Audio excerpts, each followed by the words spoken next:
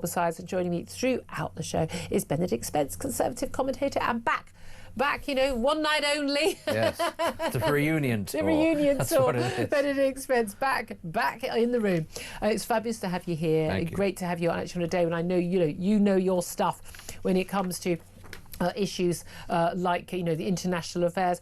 How hopeful are you that this peace plan agreed between Hamas and the Israelis in Egypt at these peace talks in Sharm el-Sheikh? Apparently, a ceasefire deal is going to be agreed and largely already in place, we understand. It's only like basically the phase one of a 20-point plan, and to a certain extent it's the easiest part of the plan. It's right, you give us your hostages. There was some talk that actually Hamas didn't have control over some of these hostages, certainly some of the access to some of the remains of some of those who 28 believed to be dead, but every single one has to be returned, whether alive or dead, in return for these prisoners. But that is kind of the easiest bit to agree to. What happens next, the day after, much harder. What are your hopes? Well, it is easy in a sense, but it is also Hamas giving up its most important leverage, which I think that's the bit that sort of sticks out for me. I'd actually say I was maybe 66% in favour of this working out relatively well, because I just don't think that they'd be prepared to go that far if Hamas as a unified entity was planning on sort of pulling the rug out from under their feet. Now obviously until those hostages are all out, let's all just keep our fingers crossed and try not to get ahead of ourselves too much, but that in itself is a good sign. If it was some of the hostages that they were offering, well then you're going, we know what's going on here. That's always what's been on the table before. Couple here, couple there, in return for a few hundred murdering terrorists. To give it the impression that they're prepared to talk. But actually, if they are prepared to do all of that, well then all of a sudden you're going, all right, well that is tangible progress, because what leverage do they have after that? Nothing. But really. Here's the thing, if that was their leverage and they're giving it away, so they haven't suddenly decided, what, really happy to have Israel as part of the two-state solution. Of course not. They still want to kill every single Jew, every single Israeli, and by the way, us in the West too. Wake up, everybody. That's not changed. They're not going to give up their weapons. They're not going to walk away and go, well, we had a good go, never mind, off we go. That's not changed. So what has changed? Well, I suspect that a lot of them will have been offered the chance to flee. Maybe they'll be able to keep a lot of... maybe they'll be allowed to keep a lot of the money that they've siphoned off and it is in the billions. They've done very well out of this. The ones that have survived have actually done very well. Let's be clear. A lot of them have died. And that's another part of it. The Israelis have been really very good, actually, at taking out their enemies as and when they've popped up throughout this conflict, be it in Gaza, be it in Lebanon, be it anywhere you name. They're pretty good at it. And so one does wonder, has it simply got to the point where the losses are too large, where enough of them are going, OK, we are not going to achieve our aims here. Maybe in 20, 30 years we'll have the chance to start something else. Because they play a long game. They do, much like the Israelis. We'll have the chance to something else. But what we're currently facing here is annihilation. There's nobody coming to look out, to rescue us. What's the actual end goal? Iran hasn't come. Hezbollah's been destroyed. Exactly. The efforts to drag in... Qatar are now going, it's getting a bit difficult. The efforts to sort of drag everybody into this sort of regional war. OK, yes, Iran, big player, but Iran did not, in fact, want it, turned out, to be dragged into that. It had to save face. But actually, the Israelis gave it a real bloody nose as part of that. So what is the out? Well, this is the out. You're offered the opportunity to leave. Maybe, I don't know, you're allowed to take a lot of your influence with you. But for the main part, the actual war in Gaza will be done. But the greater struggle for freedom or whatever it is that they want, annihilation of the State of Israel, that can continue from elsewhere. They've been able to do that from elsewhere. Lots of groups have been able to regroup elsewhere, rebrand, all that sort of thing. So maybe that is their attitude. Or they go underground and again they play along with the idea that Hamas isn't in control of the Gaza Strip, and you have your peace board that supposedly Tony Blair and Donald Trump and others, and you have another organisation and that goes on, but actually. And Andrew Fox has written, we have on the show regularly, an interesting Substack on this, actually you have this thing where, carrying on underneath, you've got the people with the weapons, the people with the ruthlessness to say, the money goes here, the money goes there, you don't get a contract, you get a contract. And actually, you kind of got a sort of a terrorist mafia under the just under the radar. There will be an element of that, certainly, but the thing to remember is that Gaza is made up of lots of different factions, not just Hamas. So there was always that going on anyway, and not all of them like each other particularly. The question is going to be who comes in to police Gaza afterwards. Now, let's say it's not going to be the United States. That's not actually what it's going to be, and it's not going to be Israel. So who is it likely to be? It's probably going to be people from the Gulf states. Can you name me a particularly benevolent Gulf state, one that's famous for being really tolerant of insurgent? Ruthless. Yeah. There's a reason why we support the Saudi regime, as disgusting and horrible as it is because they keep down their attitude towards the jihadist lunatics. Pretty much every single one. Their attitude towards insurgencies and threats to their authority is ruthless. Not unlike, in fact, Israel. Once October the 7th happened, this is just how the Middle East works. That is probably who's going to end up doing it. It's not going to be any one state. It'll probably be a coalition. But I can't imagine them saying, because these will also be the countries that are funding the rebuild, I can't imagine them saying, yes, we're happy to pour tens of billions into rebuilding this place, and we're going to staff it for security reasons, and we'll be more than happy to look the other way as Hamas siphon this off. Not going to happen. It will be simply replacing one military with an actual occupation. They've been saying for however long, Israel occupies Gaza. It doesn't. But now they will be occupied by somebody else, and they'll call it a peace coalition or whatever. That's probably what's going to happen. Well, we shall wait and see. There's going to be an announcement this evening. Israeli government expected after cabinet meetings to ratify this evening. I want to know from you what you make of this. What's your reaction? Give us a call 0344 499 1000. Text the word talk in your message to 87222. Get in touch with us on X at TalkTV. Calls are charged at the national rate. Text costs £1, standard network rate message. But you call in on any of the topics. We already had calls in, obviously, on stamp duty as well. We'll come to that in just a moment. Going to just bring you up today. Also, obviously, news we had yesterday regarding Jihad al-Shami, who was the man behind the horrific attack on the Manchester synagogue on Yom Kippur just over a week ago. Just a week ago now, actually. He apparently made a 999 call to the police while he was kind of in the middle of this attack, pledging allegiance to Islamic State. I mean, shocked. The police seem to be terribly confused about, we're not quite sure what the man called Jihad, who was trying to kill Jews and shouting to the people bravely holding those synagogue doors closed. This is for the children. Obviously, those Gazan children, which, the David Lammy and Keir Starmer talk so much about. But it was rather obvious what his motivation was. Do you think that if this deal had come into place last Wednesday, that this attack would have happened? Do you think that those celebrations, because that's what they were on October the 7th, on Tuesday, would have taken place? The people shouting for globalising the Intifada from the river to the sea, those masked men in the cafes, the anti-Semitic doctor, the delightful Dr. Rama Al-Adwan, who have been invited on the show. She says she's not allowed to come on shows like mine because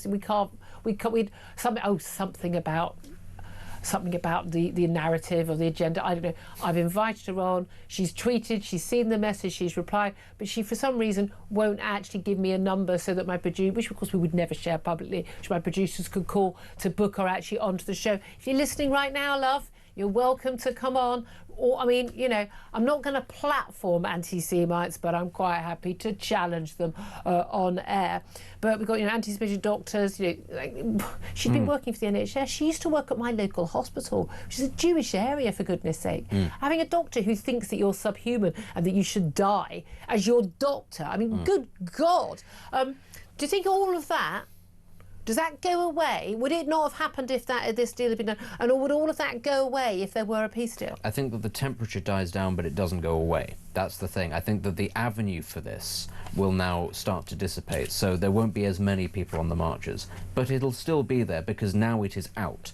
And these are things that have been thought by great swathes of British society for a long time, and we've simply not been prepared to challenge them because it's been kept under wraps, and you don't question, other ethnic minority communities because that's not very tolerant or diverse, so you don't delve into that sort of thing. It's out now. We see it. You can't avoid it. And they will feel emboldened because they've been able to test the limits of what they can get away with. Some things they can't do and say, but rather a lot of things they now understand that they can.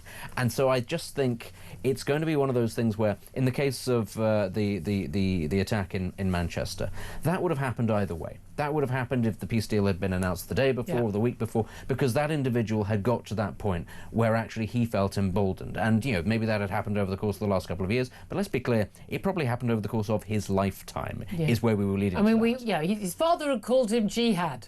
Yeah, it's... and we had attacks in 2017, long before all of this. It reads like a Norm MacDonald joke. Honestly, you know, police believe that, you know, Jihad al-Shami, who murdered some Jews outside a synagogue, may have been radicalised by Islamic fundamentalism. Yeah. And you're going, my word. Police think that a man called I hate Jews and want them all to die may possibly be motivated by anti-Semitism. Honestly, it's the sort of thing 5 years ago we would have heard somebody tell as a joke and you'd laugh because you go, how ridiculous that the police would come to that late. But it is the reality. Yeah. And it is a worryingly large proportion of the population have these views, and you hear them on these marches. And that's not just the non-Muslim population, there are also large number of people. And I think that's down to stupid statements from David Lammy and Keir Starmer, all of that. I think it's down to the BBC and others who, and ITV and Sky, they're all just as bad as each other. BBC gets more of a rap because then we're paying their wages.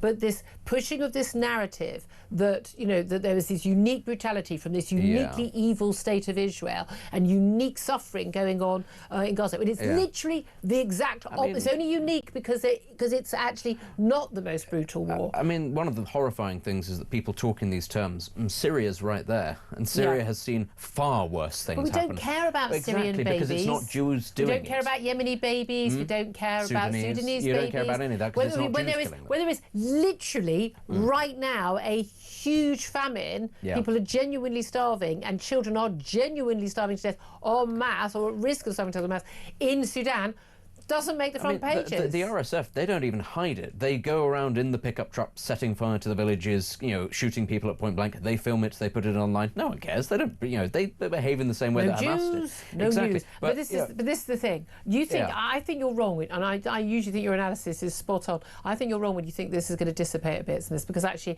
I don't think there's a single person who's on these marches who gives two hoots about babies in Gaza. I don't think they care about a Palestinian state. They hate this state. They hate not just Jews in this country, but they're top of their list. They hate me, they hate you, they hate Labour, they hate Tories, they hate Reform, they hate the Lib Dems too. This is an anti-Western, anti-21st century civilization. This is anti-democracy, they claim it's anti-colonial. No, it's not. No, it's anti-Western values, democracy, capitalism. They wrap it up, you know, that watermelon, that signal, you know, it's green, you know, like the climate change people, you know, the way that Greta Thunberg and all of these activists can move quickly from their, you know, their Just Stop Oil movement, you know, and save the whale or whatever. They can move seamlessly to saving girls and babies because they're good people. No, because fundamentally they're not for anything. They are against the West. They are against our capitalism that has given people so much wealth around the world, and our Western liberal values. That's what they're against. Well, this kind of radicalism has been around pretty prominently since 2007 and the financial crisis and the Occupy Wall Street thing, but it goes through peaks and troughs, and that's the thing. There needs to be something to light the spark. The George Floyd thing was a good example. Actually, Black Lives Matter was not a thing, but the same sort of simmering resentment was there before it happened. It happened, the spark lights it, suddenly there are protests everywhere. Those things die down after a while, slowly, and then something else happens, and that's what I mean. I think the point is the line where they can feel that they can push up to moves every time this happens, and then it withdraws a little bit as everybody takes stock of the situation. When something else happens, and something else will happen, we don't know what that is, it'll spark again. It'll be the same people, same organisations doing it, and you know, it could be, I don't know, it could be something to do with the economy, it could be something to do with, I don't know, but they'll come up with something. Homeless people, but they'll be there with the kefirs, and they'll be there with the same sort of flags, and it's the same omni movement that's just really angry about everything that most people stand for. Yeah, and that's the thing. They won't go away. Let's also talk about something that won't go away. And this China spy trial collapsed last month, and it was claimed by the senior prosecutor in this country, the Director of Public Prosecutions, a job that the Prime Minister used to have, that the spy trial had collapsed because the government refused to provide evidence that China, the allegation being that two British men had basically spied, Christopher Cash and Christopher Berry had spied for China, and that China was a threat to national security and was an enemy state. Now, those two men have denied those charges. The trial has collapsed, and the CPS boss, the DPP, said, look, It's because the government wouldn't provide us with evidence. Now, Keir Starmer has hit back, and we're told that there were numerous meetings between his National Security Advisor, Jonathan Powell, with the Chinese authorities, or loads of representatives of China. Everybody's representative of China is basically closely linked to Xi Jinping. That's how it works. And the allegation is that Keir Starmer's basically, for political reasons, to sort of keep an economic deal going with China, they have done this. Now, Prime Minister has said basically, no, we had no choice. We couldn't provide evidence that didn't exist under the law in which these people were charged. At that time, China was not designated an enemy state. We can't take it back. Now, the former top civil servant, I'm not a man I do not hold a candle for, former Cabinet Secretary Simon Case, now Lord Case. He served as Cabinet Secretary under Keir and Rishi Sunak. I mean, also under Boris Johnson, by the way. Watched all those parties happening while we were being locked down. Didn't have a problem with it. He has questioned that explanation, along with numerous other former directors of public prosecutions, a former head of MI6, the former head of the government's counter-terror watchdog, and 3 former Tory cabinet ministers, all of whom say, no, China was absolutely designated a threat to us. And we've actually got government ministers like Security Minister Tom Tugendhat at the time in Parliament making statements. We've got documents saying it. So it does appear that Keir Starmer has been caught out in a very, very big, serious, damaging to Britain lie. But what I would say is he's already begun the process of giving away British sovereign territory for not very good reasons, and that doesn't seem to have brought him down. So what's a little spiring between friends? It's one of those things where, if we're being honest here, China is a hostile state to the UK, absolutely. But Britain is also not really in a position where it can go around irritating China, because previous governments have made us so beholden to this, and we're not alone. Lots of Western countries have fallen for this trap, where we are beholden to the success and continued reasonable relations with that country in order to prop ourselves up. China has done a fantastic job of re-augmenting great swathes of the global economy to insulate itself, and it's done that because it has eyes firmly on the United States. It doesn't really see us as a threat. It sees us as a US ally, and therefore something that can be used. They're not interested in, communism, taking a route here. What they see us as is something that can be used for or against in its struggle with the United States. Starmer, but obviously, it's a struggle with the United States for taking over the world. I mean, I think people need to understand China wants to be the greatest power in the world instead of America. It does. Well, that's their raison I think d'etre. what China would settle for simply being in a position where the US cannot challenge it. I don't think they're that already in that position, given how much America is reliant on cheap Chinese goods. Once upon a time, the Soviet Union was in that position, and the Chinese learnt from that experience that you cannot rest on your laurels. And it's as much as this is the tricky thing about taking over. They don't want to take over because what China has is a symbiotic relationship with the US, and that's very painful for the US. China relies on the US economy as much as anything else to buy its goods. So China needs it to survive, but one cannot be bigger than the other. But here's the thing. Regardless of what China wants to do and how they regard us, why is our Prime Minister, why is his National Security Advisor, I mean, trade. China's not going to suddenly stop trading with us. They need us the same as we need them. But the reality is, like with the Chagos Islands again, given to Mauritius. Mauritius very much beholden to China. We know what's going on there. But they're talking about we're talking about a spy trial, serious allegations. Yes, denied, but serious allegations. If you stop a trial from going ahead because that may well just be embarrassing the Chinese government, and they don't like being embarrassed, they really don't like being embarrassed, then you are putting that nation state, that hostile nation state that spies on us and would wish us ill at every opportunity, ahead of the safety and the security of this country. That, last time I looked, made you a traitor. This is the thing, and it's reflected in what happened with the Chagos Islands.